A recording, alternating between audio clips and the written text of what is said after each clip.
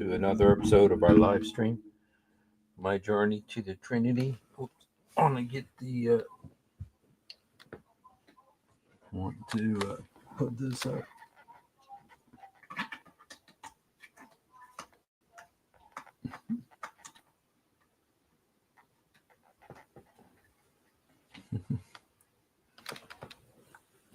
You know what? I actually have the ability to change the color.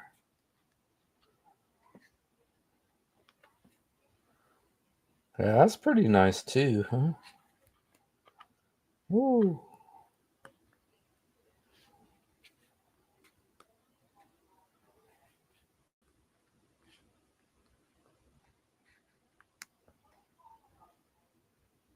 That's pretty nice.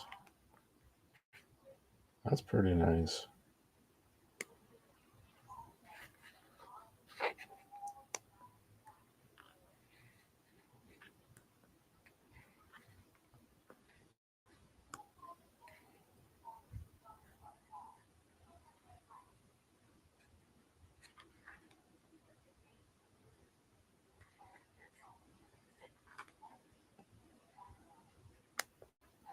Kind of like that one tonight.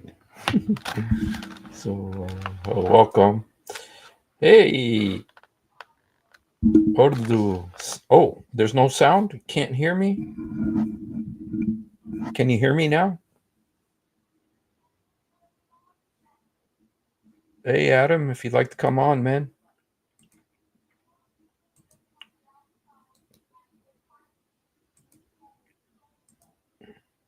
Can you hear me? Okay. All right. All right. Yeah, today is today is Armenian Genocide Day. It's the day that Armenians around the world commemorate the genocide that happened in Turkey in the year 1914.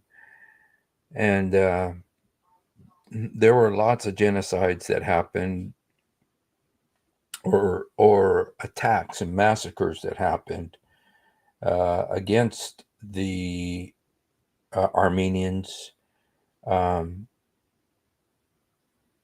beginning in the late 1800s. The Ottoman Empire. The Ottoman, is named Ottoman. Hello, Jedediah. Hello, Abla. Hello, Adam and Houston. God bless you guys. And if you'd like to come on, Adam, there's the link, bro. So there, the Ottoman Empire, the word Ottoman, it comes from the name Othman. In Arabic, it's called Othmani.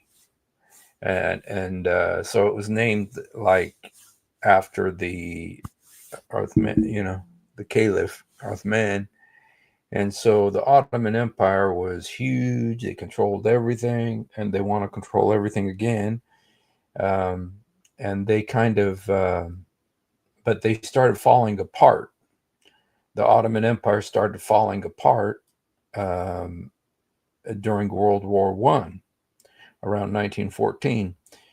But even before then, the Ottomans had already started, the Turks, it's a Turkish, they started getting paranoid about the Ottomans in their midst, about the Armenians and the Christians, all the minorities. And specifically the Armenians. There was a big Armenian population, around 2 million in Turkey. Not taken away from, I just wanted to add that around the same star of the Maronites. Oh, wow. Yes. Yes. Well, you know what? The Ottoman Empire was a brutal beast, monster. They're a monster. And they also killed many Assyrians, Christians, many Greeks. I mean, the Ottomans were a terrible empire. They did, And there's one thing about the Armenian genocide. You can kind of tell the difference between Germany and Turkey, because Germany, they did the the genocide against the Jews, but the genocide, by the way, the word genocide, it has the same root word as homicide or suicide or deicide. Side means death, okay, or to kill. Side, okay, suicide, homicide. But genocide is geno comes from the Greek word meaning like population, people. So you got genocide, the killing of a particular group of people, extermination of a group of people. And so now the original genocide of the 20th century, the first one, was not what Hitler did, it was what the Turks did, what the Ottomans did. But there's one thing about the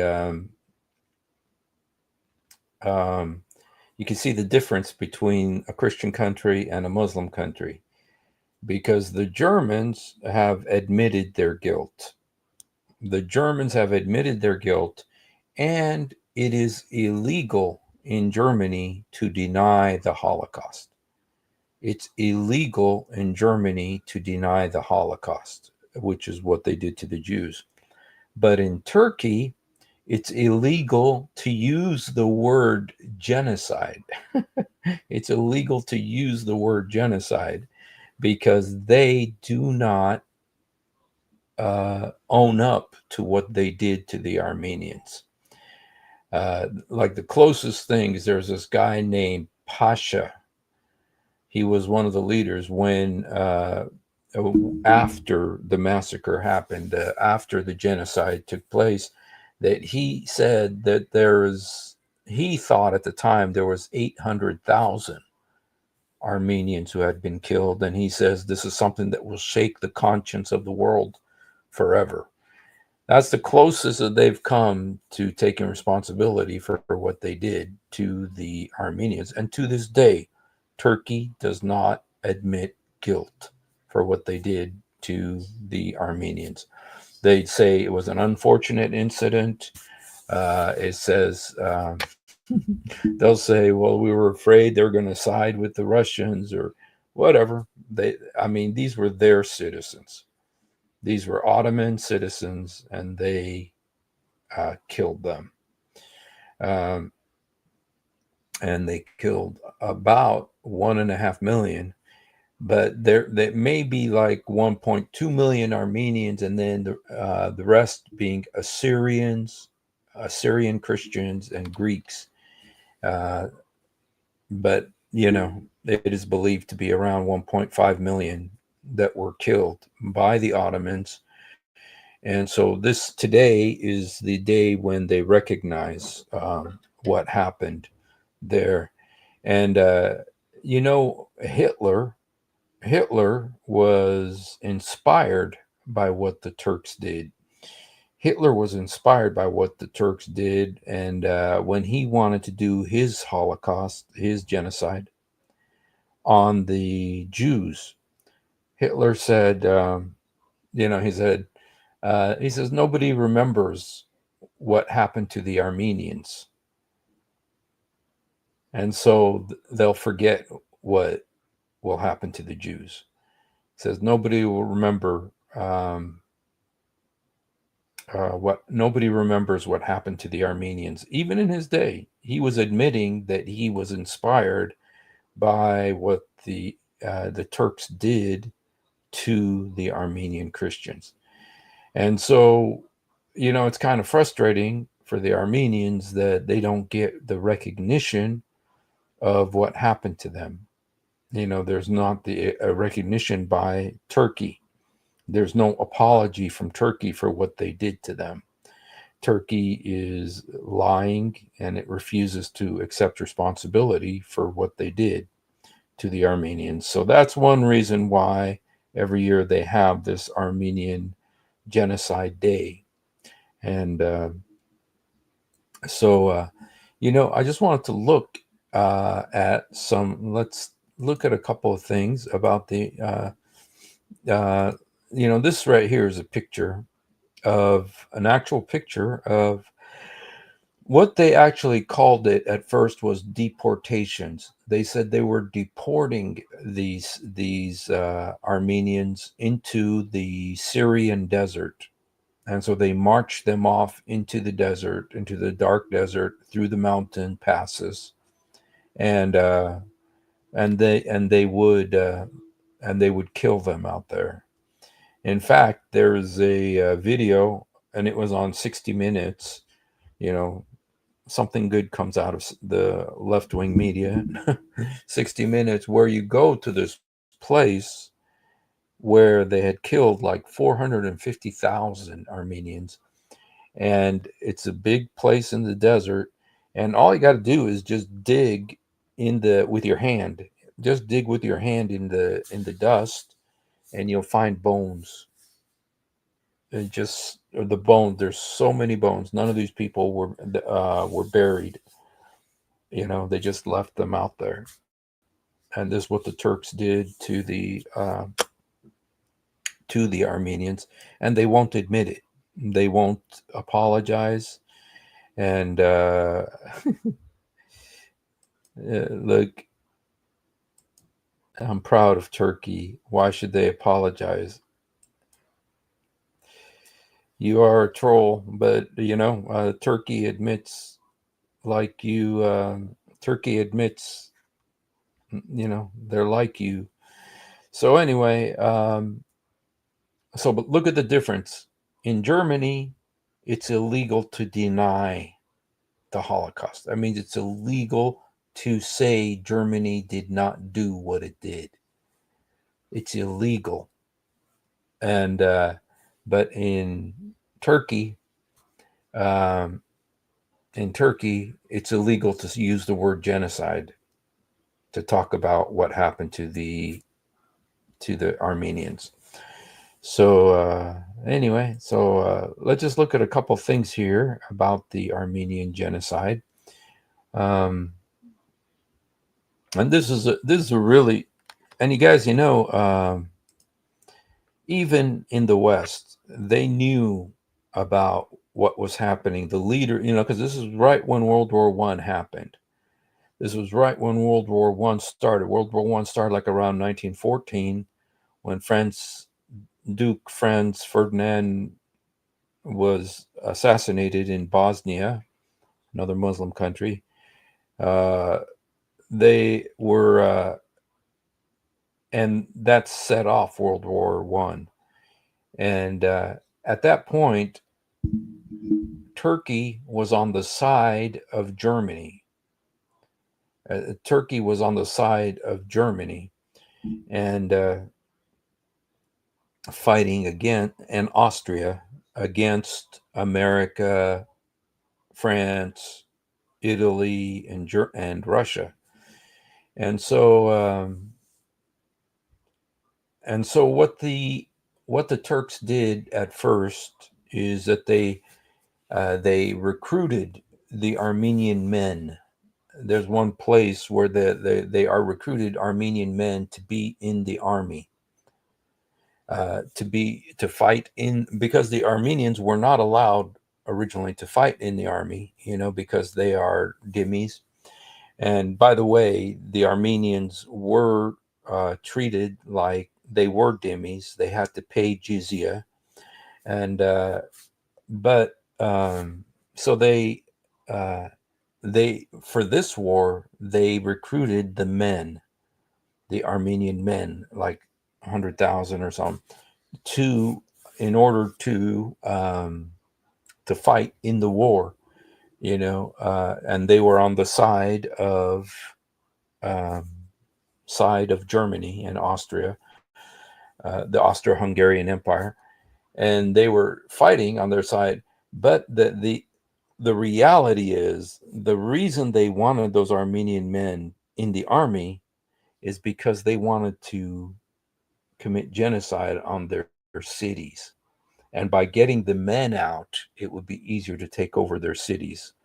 And so what they did essentially what Muhammad did, like what Muhammad did with the Banu Qurayza, where he killed all the men and, boys who had pubic hair. They, in the case of the Turks, they took the boys who had up to 12 years old, who were like 12 years old and older, and they killed the men who were, and then they took the women as slaves, or they killed the women as well, and they raped them and they took them as sex slaves, and they forced them to convert to Islam, and they took the children too. And here's a little bit. It says the Armenian Genocide was a systemic destruction of the Armenian people and identity in the Ottoman Empire during World War I, spearheaded by the ruling Committee of Union and Progress. It was implemented primarily through the mass murder of around 1 million Armenians during death marches to the Syrian desert and forced Islamization of others, primarily women and children. So, this is what they did, and yes, praise the Lord, Afghanis are leaving Islam, because they've seen the truth about Islam in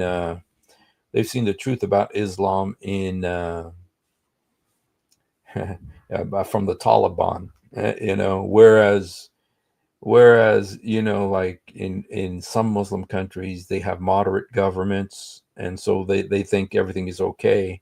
But in Afghanistan, they see the raw Islam of the Taliban, and so people are leaving Islam by the drones, especially the Afghanis. There's been huge revival among the Afghanis, praise God.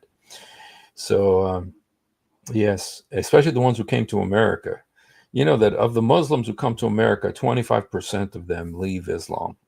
When they come to America, they leave Islam. They couldn't wait to leave, and so they come here and they leave, like I did. So anyway, so that's kind of what happened there. And then, even, and so, the problem with a lot of what happened is the fact, the main thing now is that they want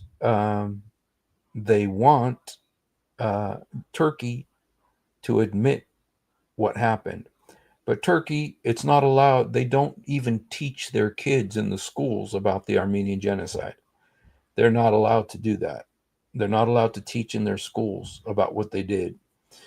And so even in the U.S., because some countries are chicken and they don't want to offend the Turks, because the Turks got a huge army. They got the second biggest army in NATO, bigger than all those European countries.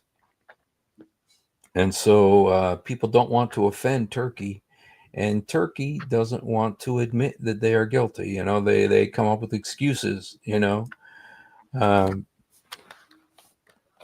it just kind of shows you the difference between Islam and Christianity. I mean,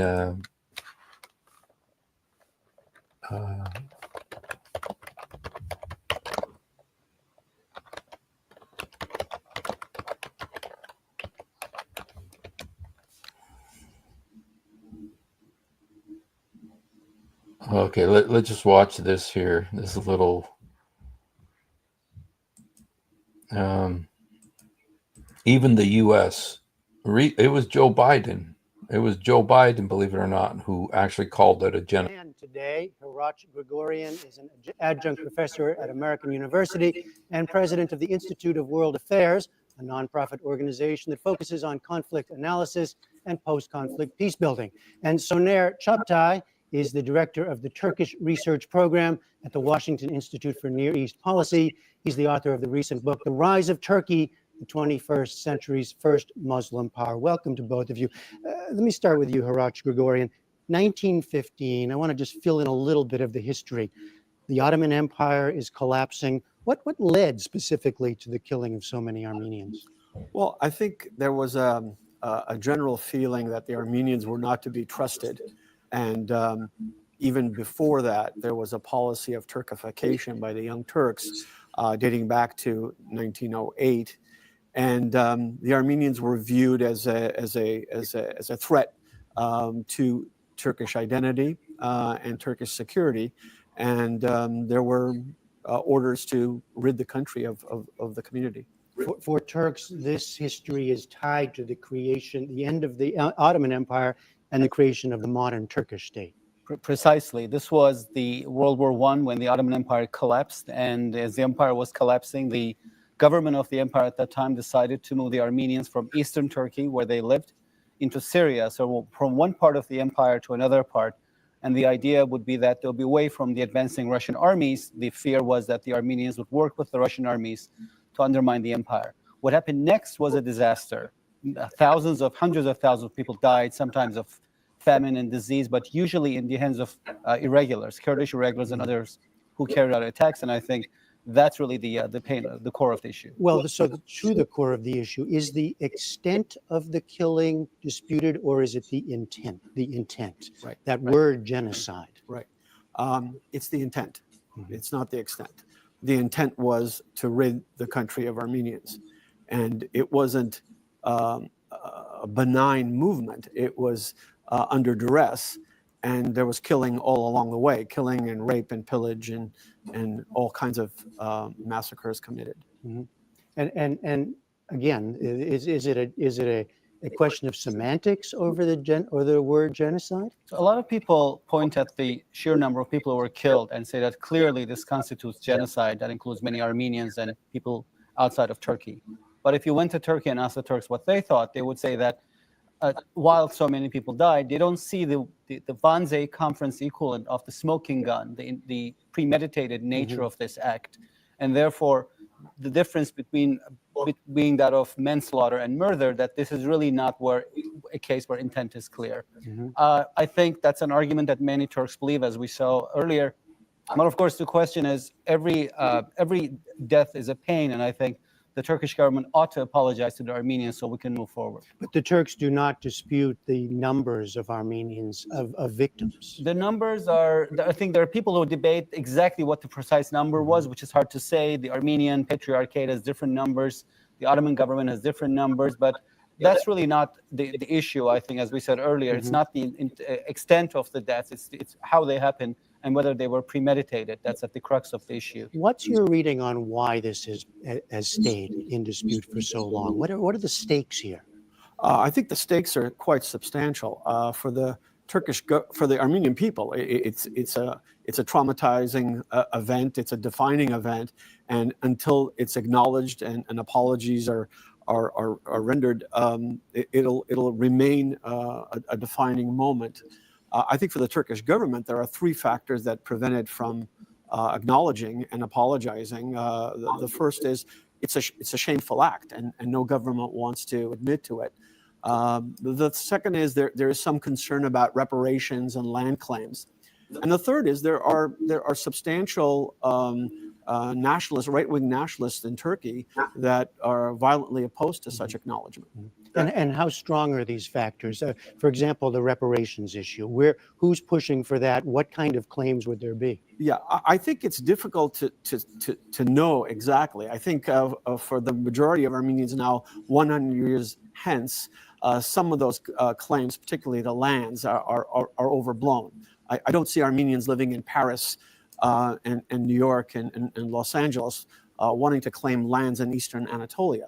It's a symbolic thing, I think, more than anything else. What about as it's seen from the Turkish side? One issue is that these events happened in 1915 when the Ottoman Empire existed, and that empire exists no more. There's a new country called modern Turkey, and a lot of Turks have a difficulty connecting their new country to an old empire.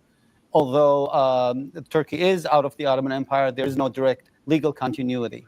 People refute that. That's one. Second, many Turks, when you ask them about how they feel about the death of Armenians, they'll say, well, maybe that happened, but you should also remember that 40% of Turkey is a country of 77 million people, have parents, 40% have parents who were expelled from the Balkans and from Russia because of their religion and brutalized during the process. So they fail to understand why there's so much attention singularly on the Armenian suffering and not their own suffering. So perhaps the narrative has to be for the Turkish side, also about acknowledging their suffering, given that millions and millions of them were brutalized in the hands of Russians and the Balkan states.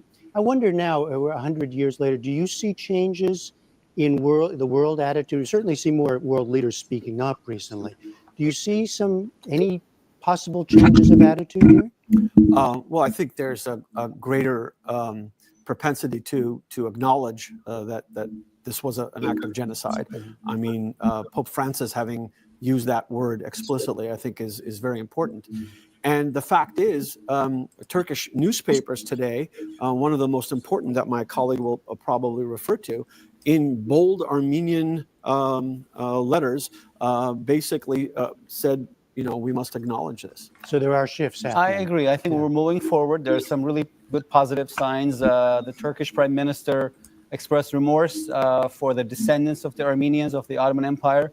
There was a pretty important ceremony today in Istanbul at the Armenian Patriarchate, attended by Minister of Cabinet of the Turkish government at first. A Turkish newspaper, which is as old as the Republic itself, identified therefore with the very nature of the Turkish government or state, came out with an Armenian headline. There were Armenian demonstrators and ceremonies held in Istanbul today. These are things that could not have happened 10 years ago or even 5 years ago. So I think we are really at the crux of a better term of a relationship between Turks and Armenians, and slow movement, but nevertheless moving forward. All right, very interesting living history, right? Soner Çaktay and Hiroch Grigorian. Thank you both very much. Thank you. I wanted to show you this. I want to show you this picture here. If a man really hated ads, here's what he would do. Day one. Okay. This is one of the famous pictures of the Armenian Genocide. Just want to show it to you. These are pictures.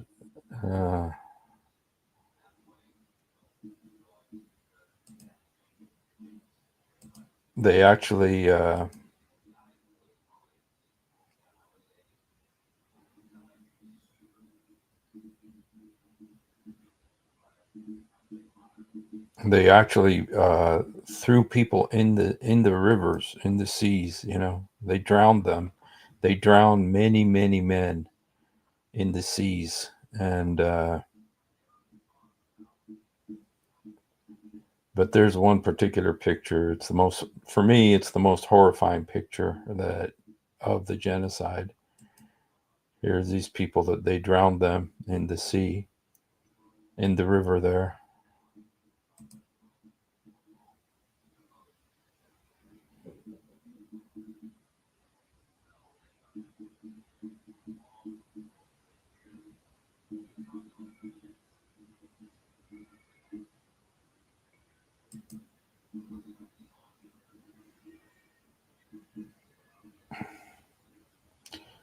Yeah, there's I don't know where that picture is. Let me see.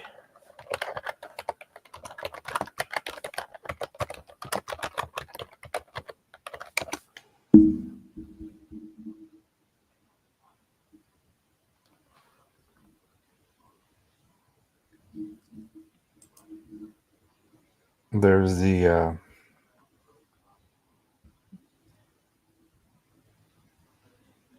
let me see if I could see it.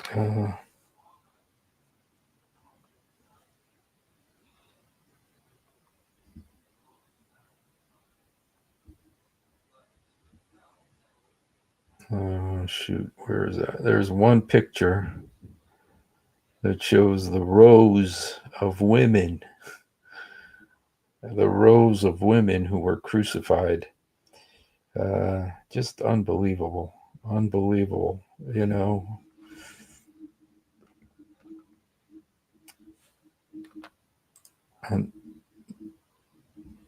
I'll just show you this one.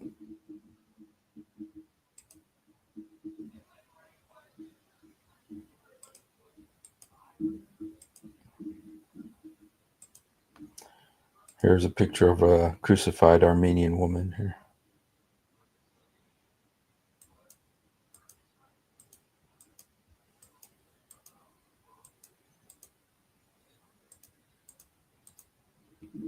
Okay, so yeah, it was unbelievable what was done to them. And I just want to show a couple of pictures real quick. Let me just show you some of this. These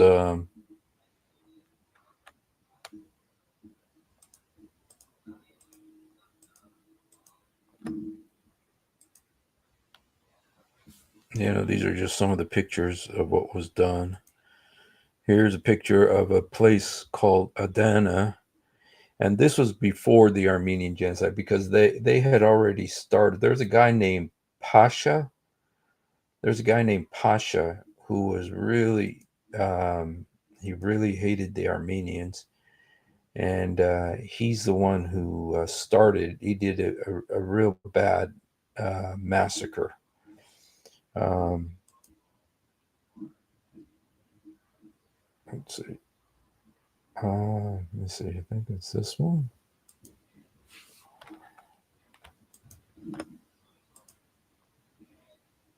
Okay, then they have this one, which shows this is the city of Van.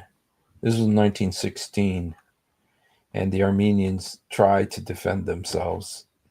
Then says Russian soldiers pictured in the former Armenian village of Sheikhanian. Okay, this is after the massacre.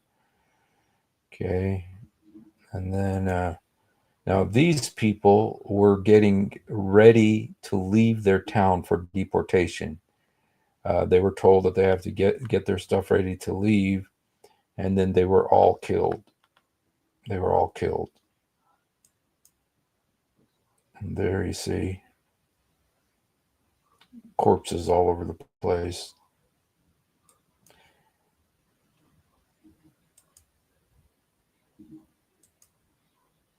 So yeah, so that's kind of what happened there.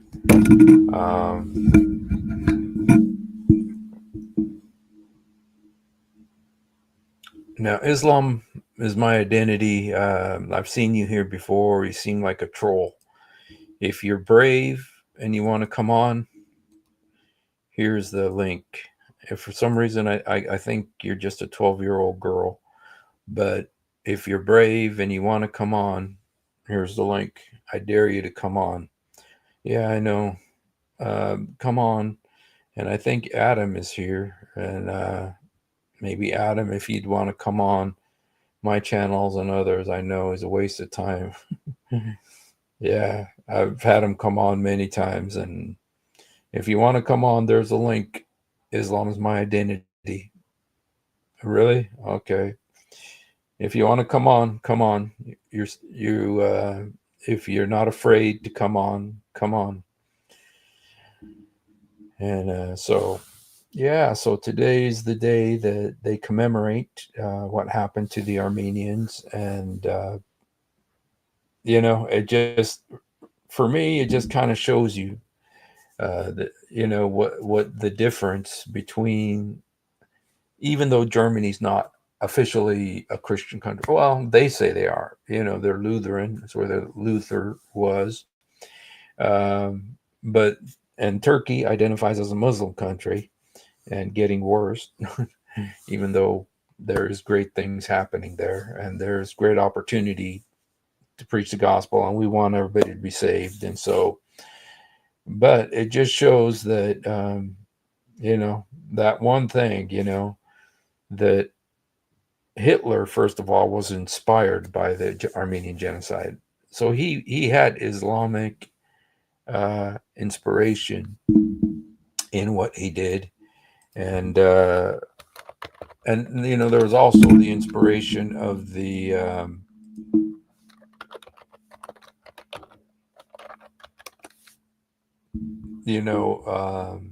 the Mufti of Jerusalem. Let me see. I wanted to show the Benu Qurayza.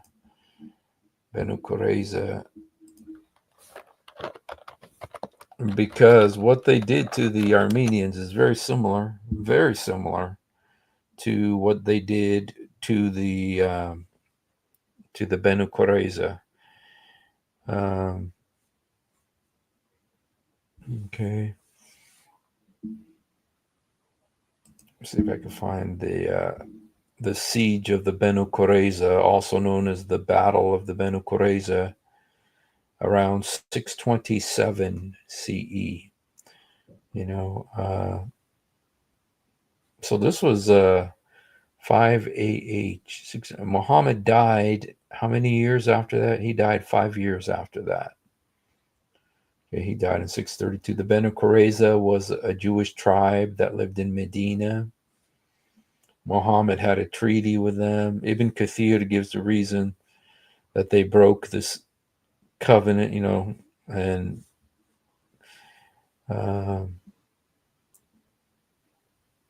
supposedly had an agreement with Muhammad.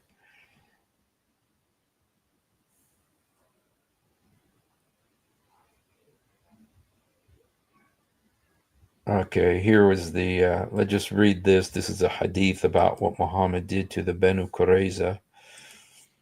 Just to show, and you guys, here, it says, the messenger returned to Al-Medina in triumph, and the people put down their weapons. While he was washing off the dust of battle in the house of Salama, Jibril, upon him be peace, came to him wearing a turban of brocade, riding on a mule on which was a cloth of silk brocade. He said, have you put down your weapons? He said, yes. He said, the angels have not put down their weapons. I have just now come back from pursuing the people. He said, Allah, may he be exalted, commands you to go up and go to the Benu Qurayza. According to another report, what a fighter you are. Have you put down your weapons? He said, yes, but we have not put down our weapons yet. Go to these people. Where? He said, the Benu Qurayza, for Allah has commanded me to shake them. So the messenger got up with the command to march towards the Benu Qurayza, who were a few miles from Medina. This was Salat al-Zuhr, and no one among you should pray Asr except at Benu Qurayza. And then Muhammad had a siege, and then the execution, and okay. Sa'ad, a man, a mighty stature of handsome, majestic appearance. When he came to the camp, the prophet said, rise in honor of your liege, Lord. And they rose to greet him. The father of Amir, the messenger, appointed thee to judge the case of thy confederates. Do you swear by God and make your covenant that judgment shall be the verdict upon them? We do. And it is binding upon him who is here, he added with a glance in the direction of Muhammad, but not mentioning him. It is said, I judge, Sa'ad, that the men shall be slain. So this guy, Sa'ad, he's the one who gave the judgment, and Muhammad followed him, that the men should be slain and the property divided and the women and children made captive. Okay, the prophet said, thou hast judged with the judgment of Allah. So, this is the pattern of Islamic genocides. So, so it's kind of what they did with the Armenians as well. They had the men, 12 years old and older. They would kill them. The women, they would force them to convert to Islam, or kill them too. They crucified and they drowned them. They exiled them. There's something else Muhammad did. He did this with the Benu Kainuka and the Benu Nadir. He exiled them, and so that's kind of what Turkey did to the Armenians. They exiled them into the Syrian desert. but then they massacred them there. Yes. So anyway, this is something that happened. That I heard that Turkey will be one of the nations in the Middle East which will join with Germany. I don't know. I'm not 100% sure about Germany. I do believe Russia and Iran. There's some question about who Magog is. Magog. Some people say that Magog is Russia, and Gog and Magog, and that, well, we know Persia is Iran, but there's also there's a group called Togarma, and Togarma is sometimes, and it's actually, some people say that it is the Armenians actually, but some say it is Turkey. So anyway, so you got all these different theories. Excuse me one second, you guys. I got to plug in my computer because power's going to go out in a minute here.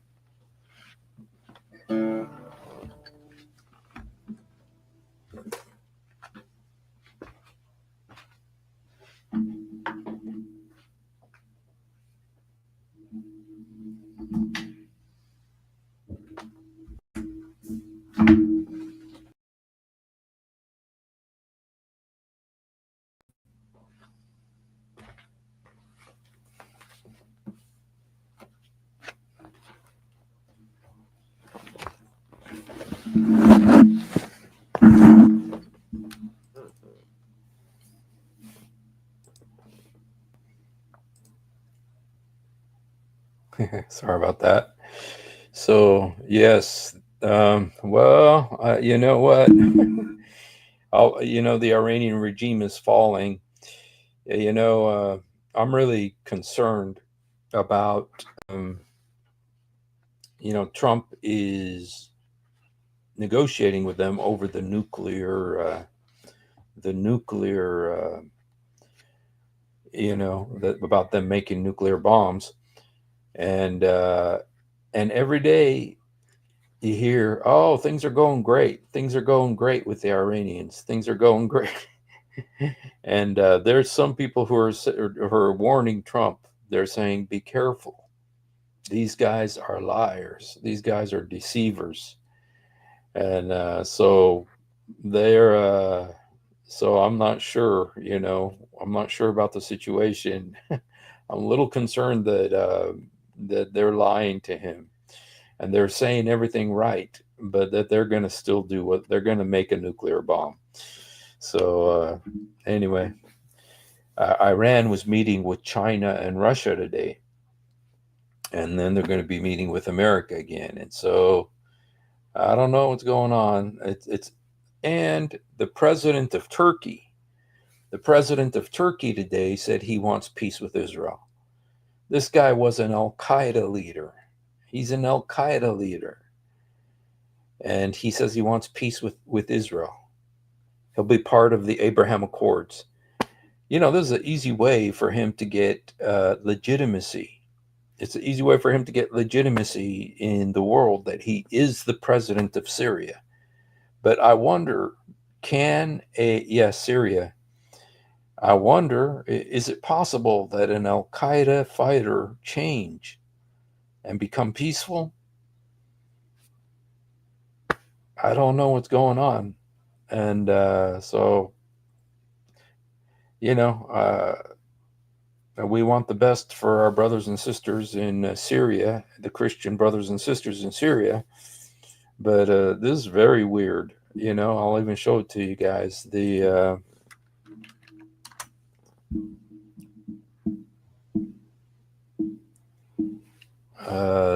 I think this is going a little bit too fast, and I'm not sure if I trust. I'm not sure if I trust these guys. Where was it?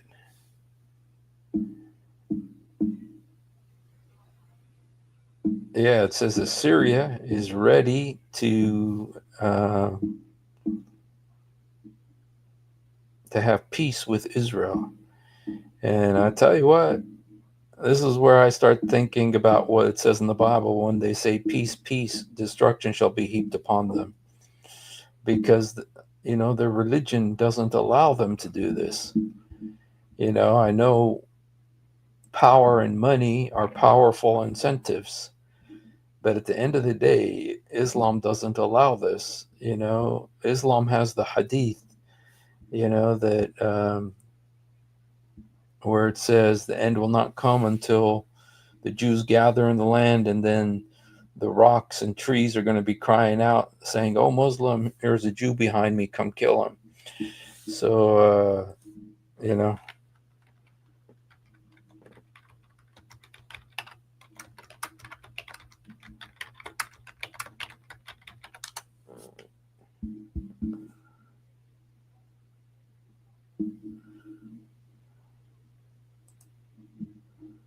okay, right here.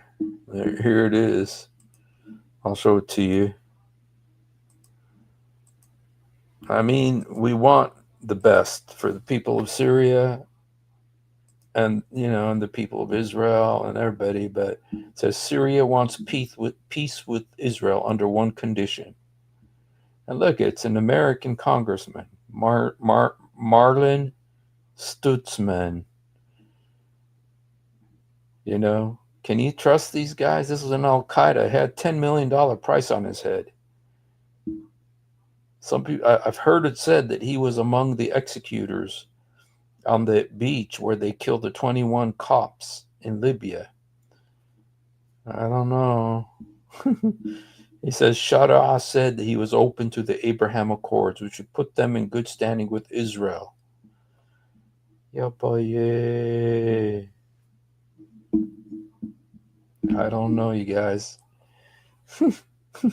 It's like bin Laden. It's almost like bin Laden, like bin Laden saying, "Okay, I did everything, but now I'm ready for peace now." Yeah, he ate human flesh, I heard. So anyway, guys, crazy times. So we just stay close to Jesus, keep preaching the gospel, and God bless you guys. Thank you for hanging out. And yeah, very funny. Yeah, pray. I don't think he has found Jesus yet, judging by the stuff he's saying, but he might. Everybody's possible, and we want that. So yeah, it appears the end times are accelerating at a mind-boggling speed in the Middle East. We have to watch out.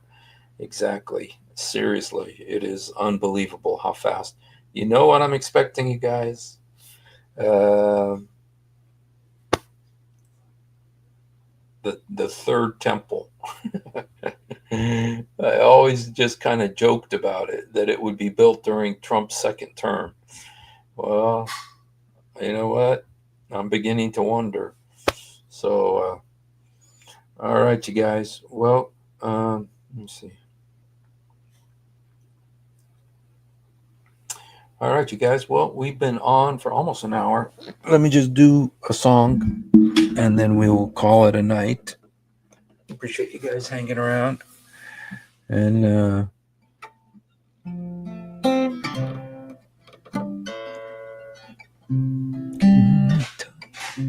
can we talk about it?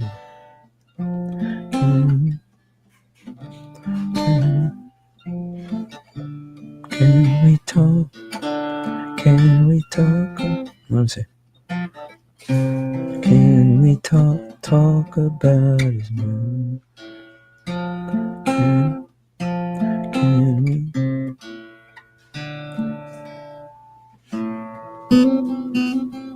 The Lord came to die to show the love. Can we talk about his murder? Hey, Adam, how come you didn't come on, man? How come you didn't come on? Can we talk? Can we talk about his mercy? Can we talk about his love? Can we say that it's forever? reveal his love. The love he came to die to show the love. The love he came to die to show the love. The love he came to die to show the love. Can we talk can we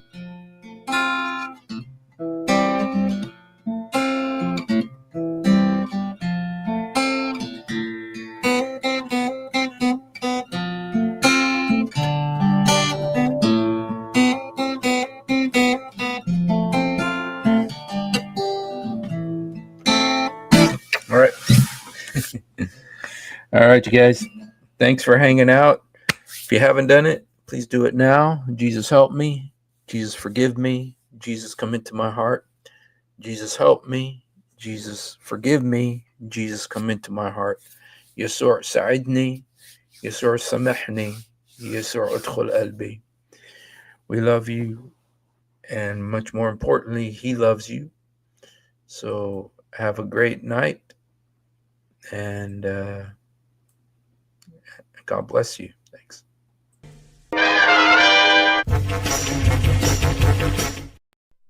If you have ever wondered why dull apologists lie so much, it's because on a rare occasion that they tell the truth. This happens. One of the reasons I accepted Islam was the scientific miracles. I'll be honest with you. And now we know that this whole scientific miracles was absolute nonsense. You're going to have to repeat that. Now we know that the standard narrative has holes in it. That's what I'm going to say.